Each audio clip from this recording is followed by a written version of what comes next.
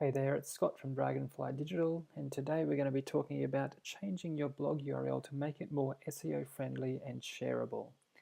Because one of the good things about Squarespace is its SEO capacities, and you have total control over all of your pages and blog posts to make it flexible for you to pick out the keywords that people are looking for. So, we're going to have a look at my Body Bliss Massage Noosa website today. As you can see here, I've got 3 blog posts up with our headings up here, and I've also got another one that I'm working on in draft mode, so I'm going to be working with that one to show you that today. So I'll click over here into the back end, and this one here I'm actually doing a case study on a client of mine, Billy, who's a yoga practitioner, and we're working with Billy to get his hips a lot looser to help him achieve more of this kind of poses here in yoga.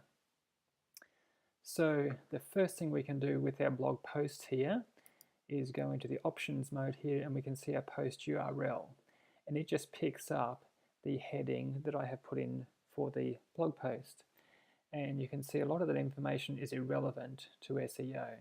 Okay, nobody needs to know about Billy and so we take those out.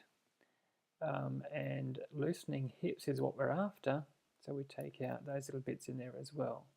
So we have a case study about loosening hips, which is absolutely perfect for SEO and really easy to share as well, because it's a lot shorter than what it was before. It basically takes out all of the fluff. Now you can't see, but down the bottom you just save that. You'll be able to see that on your screen when you do that yourself. So that's part one of changing your blog URL to make it more SEO friendly and shareable. The next page, we're going to go into the settings page and change our blog post. We go into settings, blogging down here, blog post URL format. So at the moment I've only got it to set up with the new post title at the end of it, okay, which is how I like to have things. Some people will like to have things with the date and stuff in there. So if we add back in the year, the month, the day, and the blog post title here, it can put this information there for you if you like. I find that information irrelevant and not that user-friendly for sharing, and also not that SEO-friendly, because you actually have the date on the post anyway. You don't need to have it in the URL as well.